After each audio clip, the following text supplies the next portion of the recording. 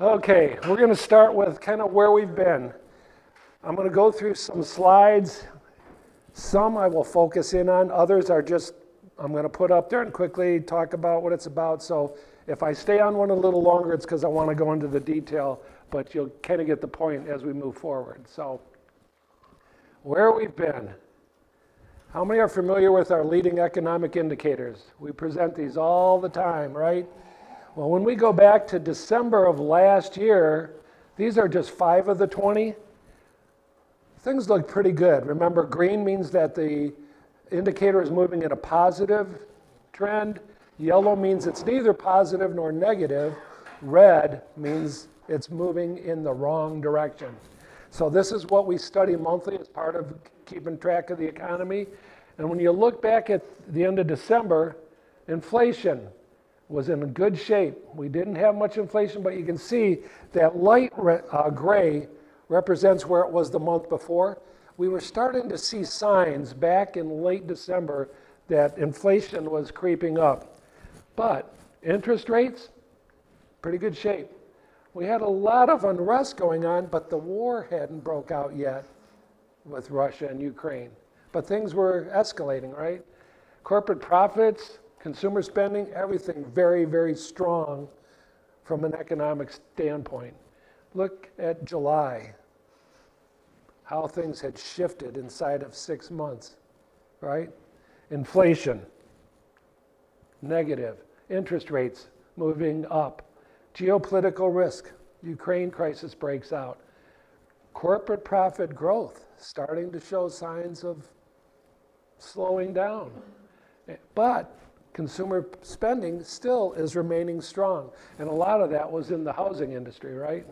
Housing has been going kind of gangbusters until recently. This is all 20 of them. When we go back to December, the picture looked really, really good.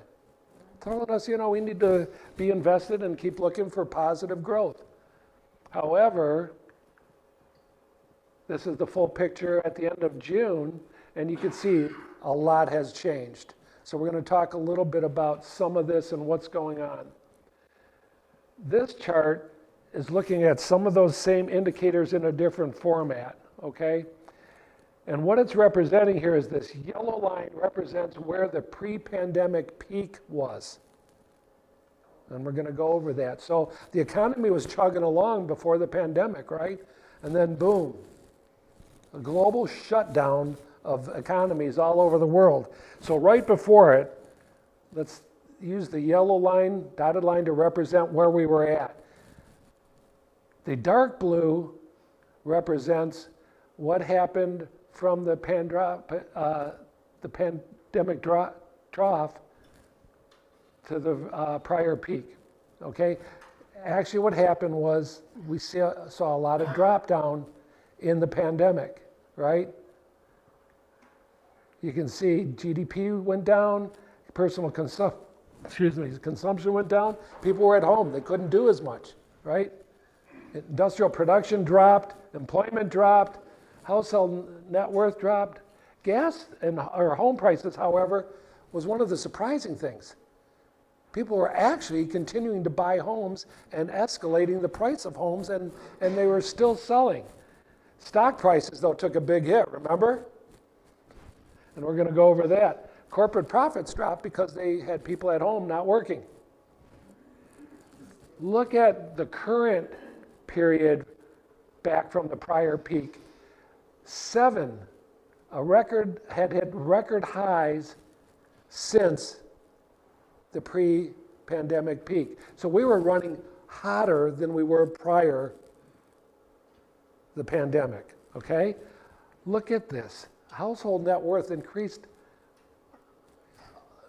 29% over where it was before. While things were being shut down, people weren't allowed to work. How was this happening? Guess where a lot of that came from? Stimulus money, correct. Home prices continued to go up. People were figuring, hey, if I'm at home and I might be working at home, let's get a nice house. People were still buying homes. Interest rates were low, right? Hey, Pat, good to see you. I'll try to stay out of your way a little bit. Corporate profits. People weren't working or working from home, But corporate profitability skyrocketed after the pandemic into the current peak we had. That's amazing. When we look at consumer sentiment currently, look at this, it's turning down. People don't feel as good about what's going on in the future as they did 6 to 12 months ago. Businesses, small business, they get most affected, right? Because they need more cash, they need more borrowing to keep afloat, they need workers to keep their businesses open. Things were shut down. It bounced back, but they're not feeling good about the economy right now moving forward either. It's dropping way down. So sentiment, people don't feel good about what's going on, okay? Now, when we talk about home building activity, okay, it was doing very well. Housing, though, is facing higher interest rates and falling demand. Yesterday in the paper, they were saying that new time mortgage applications have dropped to a 20-year low. This is just in the last week or two. So we're seeing signs of falling demand. The home builder sentiment is at its lowest level since June of 2020. Okay, that was 3 months into the pandemic. The good news, or semi-good news, is that since there's low inventory, when you bring that need down, the demand down, it's going to get more in line with the actual supply, right? So low housing inventory will help limit some of this downside activity going on. But single family home starts, which is the light blue line, dropping off. That's the first time that's happened since the pandemic, right? And the whole housing market index, new homes, resales, so on and so forth, significantly turning down right now. So we've got some headwinds. What's one of the biggest reasons? Interest rates have been going up. The Fed started increasing the Fed rate, which in turn increases everybody else's rates for borrowing. Look at that.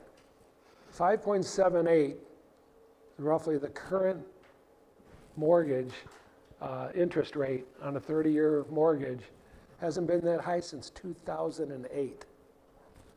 That's significant, okay? So we've got some things we're dealing with. One of the things we're also watching is the labor market. And I know you hear this in the news.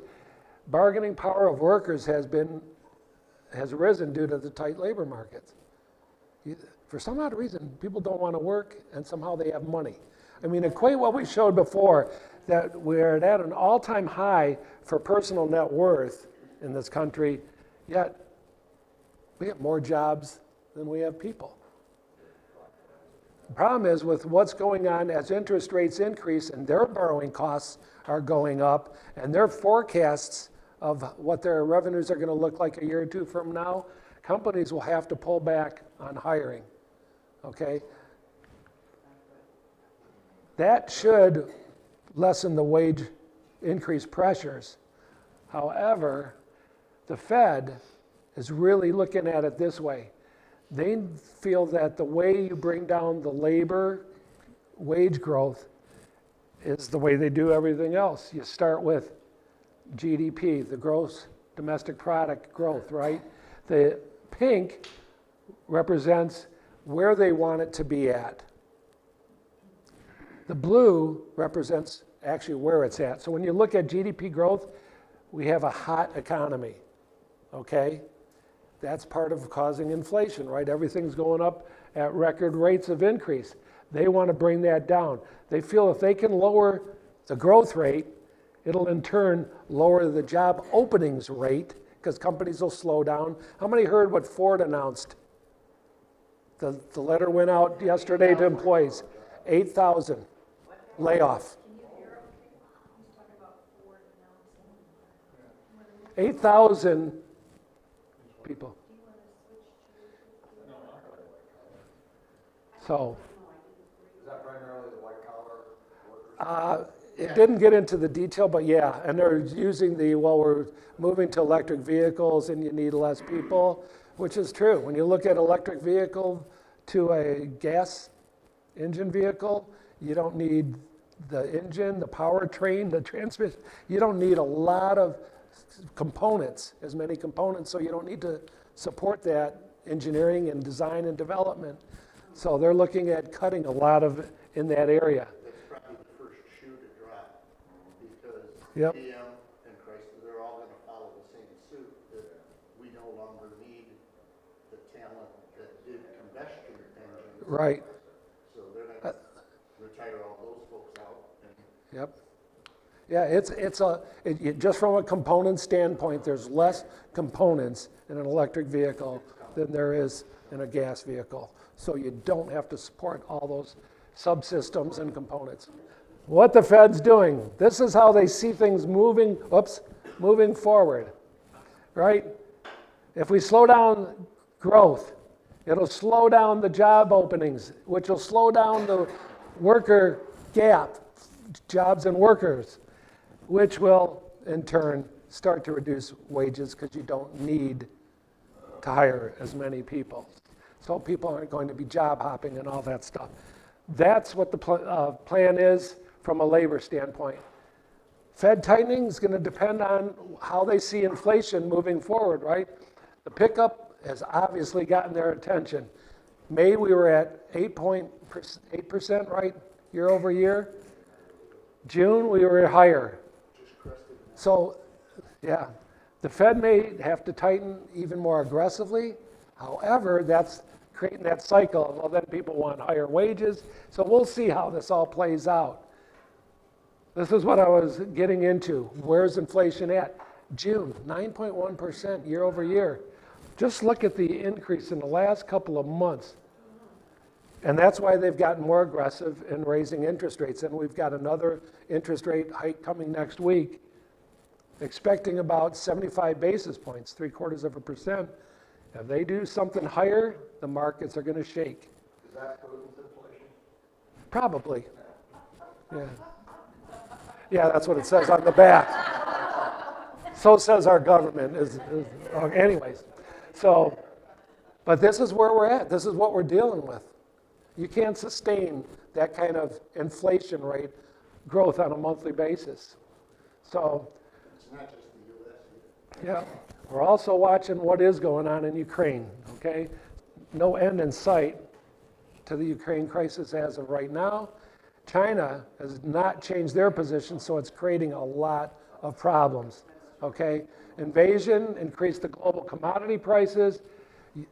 Fortunately for us, Europe is more exposed to this than we are, and there still is concern that these cyclical pressures will actually create secular market issues and risk another supply chain shock. So what's going on is actually Putin is trying to weaponize, right, the supply chain so that, you know, people remove their tariffs and embargoes and all that stuff on it.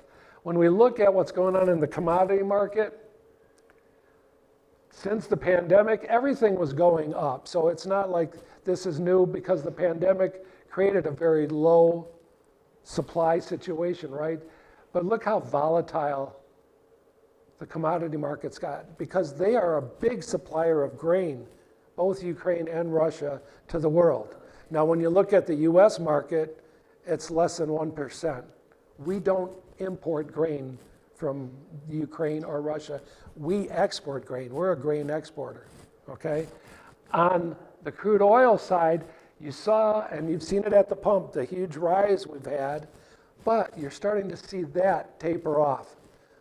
Again, there's a lot going on behind the scenes, but we believe that it's going to continue to come down and probably neutralize in about a $90, $95 a barrel range, okay, over the next year or so. It's not going back to what it was, but hopefully that helps kind of keep inflation coming down. Another reason oil is coming down is because companies and the government's planning that the economy is going to slow. So if economy slows, energy costs are going to reduce. There's not going to be as much need for energy across the board. Okay? So we believe that'll stabilize. Let's shift and talk a little bit about the markets. the painful return to normal. Okay? We're seeing a lot of volatility, aren't we? 3-4% swings in the S&P on a daily basis, or at least within a couple days of each other. This is not my grandkids drawing. How many remember giving kids crayons, little kids, and you walk out of the room and you come back, what'd they do to the wall? Oh my gosh, I gave you paper and it's on the wall. But anyways, this is the market year to date. The S&P right here, down about 20% year to date. That's fluctuated 2 to 3% every day. We did hit a bottom of 23.42 in June. I think it was June 14th or 16th. And come back a little bit from that bottom. However, who knows the NASDAQ? The NASDAQ is a lot of the tech companies and a lot of the smaller tech companies. The NASDAQ is down 25.7% year to date.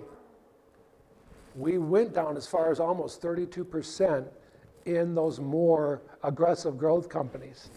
So that's where we're at from that standpoint. What's different though, and I've got another chart to talk about that, is this green line. This green line is the bond market. The bond market actually dropped to 12.69% inside of 6 months. Now it's come back a little bit, but this has never happened in the last 40 or 50 years. Even through the Great Recession, we had an actual drop, double-digit drop in the value of bonds. So people are asking us, wow, I thought I was conservative. I didn't have a lot of stock. Traditionally, when you build a stock and bond portfolio, the bonds stay stable when the stock market's doing this.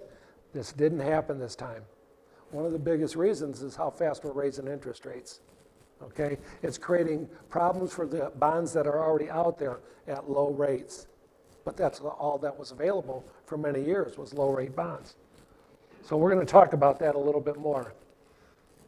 Some big names, some big declines. Here's the S&P again, where we're at today. Look how far Amazon is down.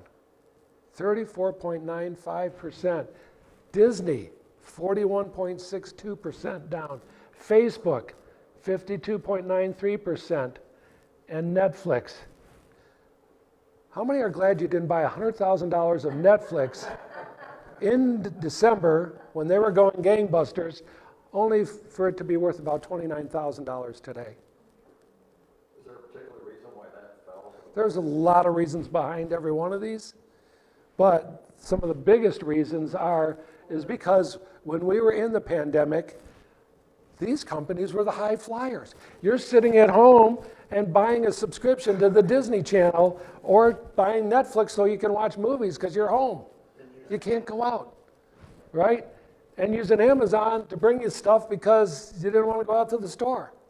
So when you go back and look at those companies coming out of the pandemic, they were leading the S&P and the NASDAQ. Okay, now the situation's changed. Those have reversed. They've lost tons of subscriptions. Disney's got their own issues going on, right? Facebook has got competition from TikTok. Okay? In fact, they said something about that yesterday. They're implementing some services, and people are like, well, that's exactly what TikTok's doing. So they're trying to compete, but they're all taking a hit. So this is an exact reverse of what we were telling you during the pandemic on our webinars. Remember we told you there were 6 companies actually pulling the whole index up? It was these companies, along with like an Apple, Microsoft. A lot of the tech companies pulled us out of the recession, short recession we were in during COVID. Now let's back out and look at the last 3 years, put it more in perspective, okay? We actually hit a peak in the S&P on January 4th of 48.18. Since then, we went down to a low of 36.37, and we've bumped up a little bit since then, but we believe we're going to be riding kind of in a range here, a trough here, of about 38 to 4,100 over the next 2 to 3 months. But let's put this all in perspective. When was the last time we were down this low? You have to go all the way back to January of 2021. Okay? So it's been almost a year and a half. Go back to pre-pandemic. The market high was 33.86 before the pandemic and the shutdown. We went all the way down to 22.37 on the S&P. Since then, we've skyrocketed back. We grew 116% in 26 and a half months. That's not sustainable. Okay, just like 9% inflation rates are not sustainable. What did that create? What you're seeing here, a bubble. You hear that term. And the last shoe to drop in this multi-bubble season is the housing industry, and that's starting to deflate. So, as you can see, we had a huge run-up, and we're getting a correction. I love this chart. Once you understand it, you're going to be amazed, because volatility feels like, oh, we weren't this volatile before. But if you look at this chart and its history, it goes all the way back to 1980. In 1980, this blue bar represents the performance at the calendar year end of the S&P. So the S&P ended up 26% in 1980. But the red dots represent at one point, at some point during that year, the market was actually down and how far it was down. So in 1980, this red dot correlates to that 17 number. Even though the market ended up 26%, at one point in the year it was down 17%. Does that sound volatile? Does to me. That's a huge swing from negative 17 to positive 26. So now that you understand how this chart works, look at all the years that the market ended up, yet intra-year, somewhere in the year, the market was actually down for the year. Here's where we're at today. This is this year. The blue bar and the red dot are at the same place because we've done nothing but go down and we're not at the end of the year. The point is, we do see volatility. Somehow we kind of put it in the back of our mind because, oh, well, the year ended up. I feel good about it. Okay? But volatility has always been a part of investing. The thing that is different this time and hasn't been around for 40 years is this chart. This is the same chart only for the bond market. Here's where we're at today. We went down as far as 12.6. We're sitting at about 11.3% down.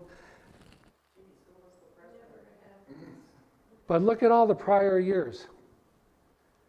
The average down for the bond market was between 1% and 3%. You have to go all the way back to 1980 again to see, wow, that was a year of volatility. The bond market went down 8.8%. So the stock and bond portfolio to manage risk kind of did its job because the bonds stayed stable while the equities were a lot more volatile. But we're not seeing that today. We're seeing this. And that's why just shifting from equities to bonds, you're not making money. You're losing. Okay? So we have to use different strategies. And we're going to talk about that. So where are we going? First thing we want to say is, from a geopolitical standpoint, when you look at history, we've powered through past problems. Past world geopolitical problems before. The stock market does take an initial hit, but it usually recovers and moves on. Had we not had inflation and everything else going on in the U.S., the stock market would probably be doing well even though we were in a war. Because we're not dependent in the U.S. on Russian oil or grain. Europe is, right? So let's look at some potential scenarios of what's coming when we're talking recession. The economy is slowing, recession risk is rising, U.S. fundamentals are relatively strong, companies are flush with cash, they want to hire more, build more, but the government's saying, no, we're going to slow it down.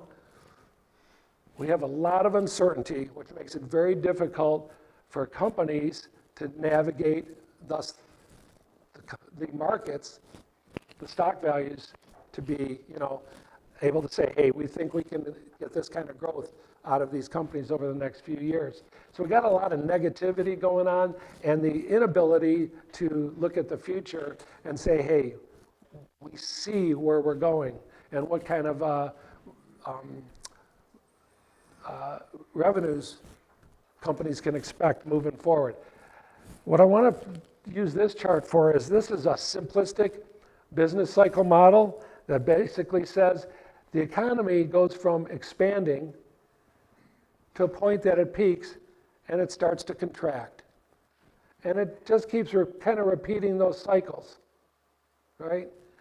When it gets to the bottom, it's called the trough, and then expansion starts moving us forward again. This red dotted line represents the 2.5% that the government talks about. Hey, the Fed says we want to sustain about a 2.5% growth rate. So the line would go up, right? Because it's growing at 2.5% a year. That's our target, but it never is really there. It's usually growing and it grows beyond it, heats up, overheats, then the government tries to slow it down so that it doesn't crash the economy, but slow it back down to bring it more in line with this line. That's what they're trying to do now by raising interest rates. But this is a normal business cycle, and I wanted to show you that because this next slide is a model that we follow that City National Rockdale, using the economic leading indicators and all the data out there on what's going on in the economy and in companies and things like that, to try to forecast where we're going, where we are in that business cycle, okay? Right now, they're saying we're right here. We know that, right? We know things are slowing down, okay? We know there's talk of a recession coming. They say coming, we're already in it. We're already slowing. So that's the technical definition, right? When you hit the peak and start going down, you are slowing down. So what their job is to try to get us into a place where it's normal growth, but looking at all the data and modeling it, this is the scenario that we're at right now, according to City National Rockdale. They're saying that based off the data they're seeing, the probability of returning to just normal growth of 2 to 2.5% is about 20%, based on the economic data today. Slow growth, which means growth of only about 1 to 1.5% GDP year over year, is about 30%. Recession, you're hearing more and more talk about recession or a mild recession. That's because right now the scenario model shows about a 40% probability that we actually go into no growth mode, okay? And the worst case scenario is that we go into a normal recession, which is the economy actually contracts 1 to 2%, and that generally runs from 9 to 24 months, okay? A month or two before they put this one out, this was 0. This was 50. So the models, as we've been watching it, this has started to come into play. And that's another reason that the Fed, instead of raising interest rates last time 50 basis points, they raised them to 75, 0.75% instead of a half, because this is starting to come into play. And they're trying to slow it down quicker here. And if they slow it down and they have interest rates higher and they see us going this way, they can try to start lowering interest rates to spur the economy again. If you're at 0, there's nothing you can do. All the Fed can do is either buy the market, which is, if you've heard the term, the Fed balance sheet, how much of the market they own in stocks and bonds, or raise and lower interest rates to try to spur the economy. So that's the balancing act the Fed is trying to do. They're trying to avoid this. They're not as concerned about this for 23 and 24 as much as this. Okay? Now, when we look at it and talking with these people that do this research, there's a lot of belief that the Fed's going to raise the interest rates next week. They may raise them one more time, but where they were talking about they're going to do this throughout the year, they won't be able to. Because if they do it too fast and too quick, they're actually going to create that. So they have to watch the data, where it's going, and act accordingly.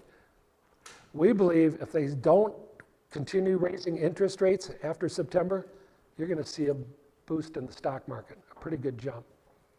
So that's one of the things we're trying to pay attention to. We're being patient now, but you have to watch it because we don't want to be out of the market, because generally when it bounces back, that's the biggest bounce back first, and then it kind of levels off and goes up slowly. So we don't want to miss the bounce. Here's some other economic data that talks about the slowing and the recession risk rising. Real GDP growth, 2021, very, very high growth. It ended up at 5.7% growth over the previous year. Remember, the Fed target is 2.5. That's more than double the growth rate they like to see, because when you have that high of growth, it tends to create inflation. Okay? Corporate profit growth, 48, oh, I didn't finish that. Here's the estimates for 2022 and 2023. We hope we come in on this little higher side, right? But it's still an estimate. 2023, it's hard to tell at this point. But they're saying we don't believe normal growth is in the picture. It's going to be a little bit less. Corporate profit growth, 48% growth in profitability of companies in 2021. That was the boom in the stock market. That's not sustainable. Here's what they're looking at this year to end up with, somewhere between 3 and 8%. And again, these are aggregates, okay? It's not every company. Some will be higher, some will be lower, but the average is going to fall in that range. And then in 2023, if we can get into a mild recession or just slow growth scenario, we could see a high side of 8% corporate profitability, which means I want to own stocks, right? If we see the high side of this, we want to own stocks. If we see the low side, might still be worth holding on to dividend stocks if they're paying a dividend and their value doesn't go up. You still made 2-3% on the dividend, right? So that's what we're looking at. I'm going to talk a little bit more about that in a minute here. Consumer price index. It's going to remain high.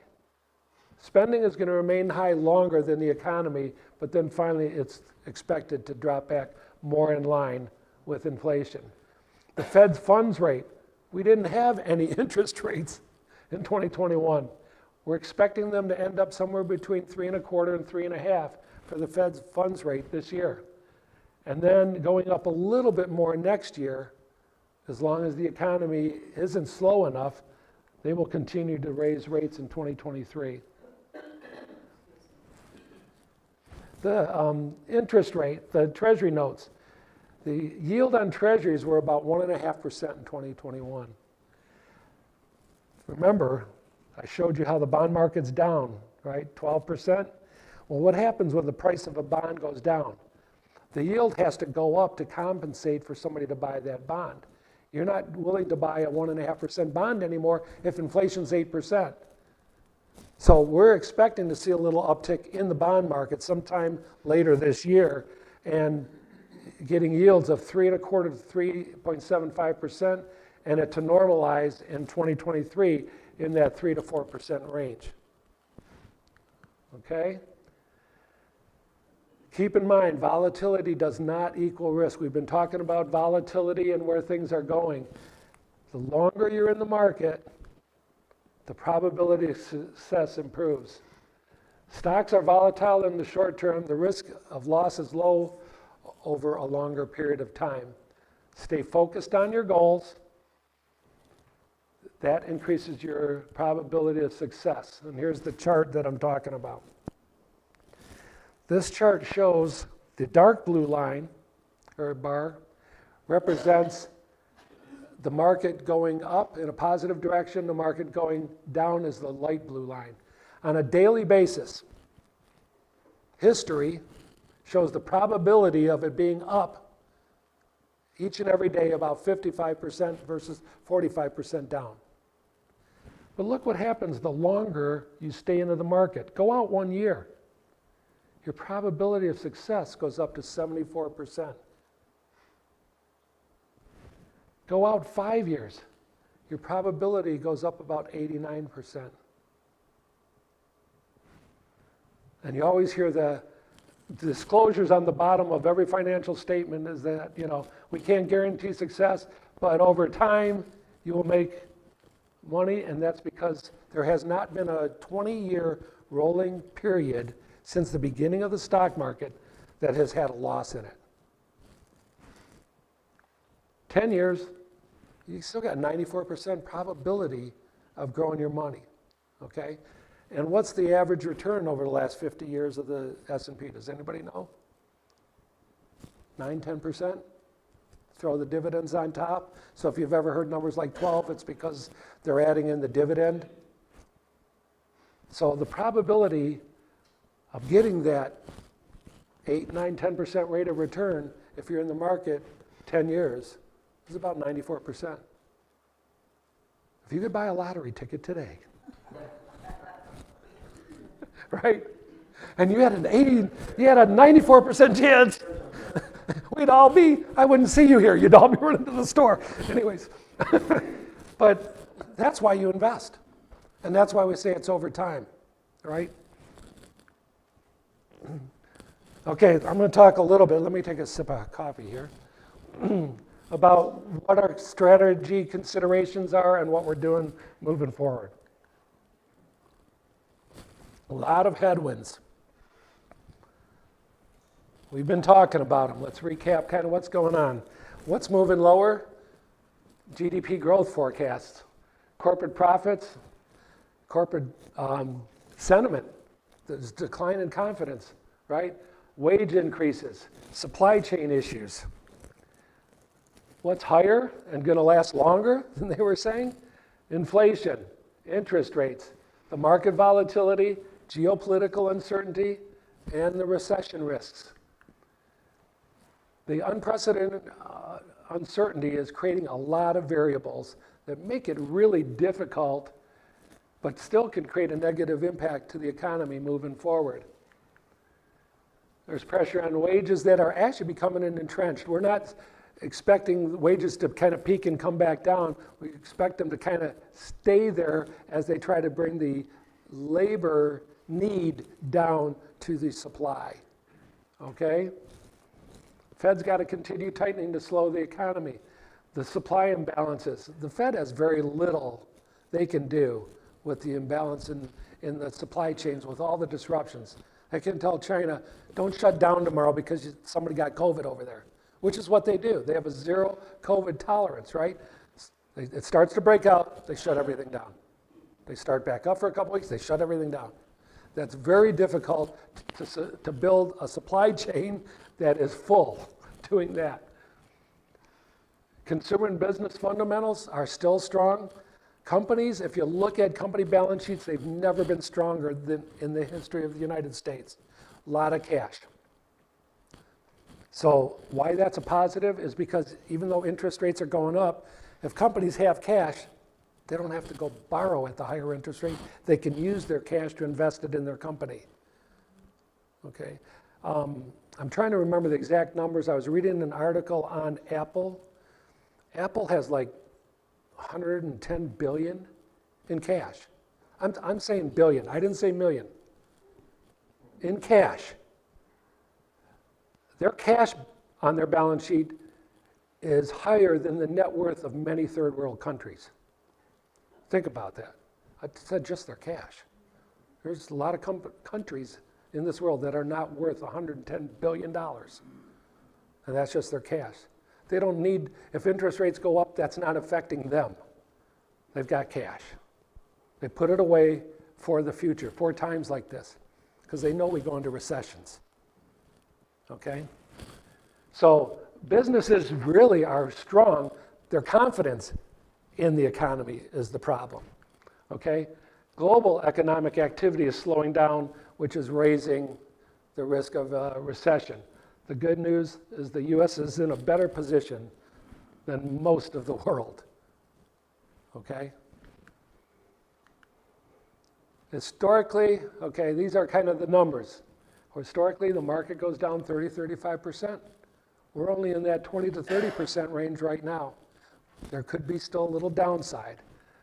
Earnings are not fully discounted. What the market tends to do is look at the future earnings of a company and say, okay, if earnings are going to lower, I'm going to drop what I'm willing to pay for a stock, right? Because their future earnings are going down. Well, we're saying that it's not fully discounted for a normal recession. Remember the chart? The bottom red, normal recession was 10% down probability. That isn't priced into the market, so we could see, it's hard to put a number on, another 5% downside to be the bottom. And that's what we're waiting for. We don't believe we're at a bottom yet, okay?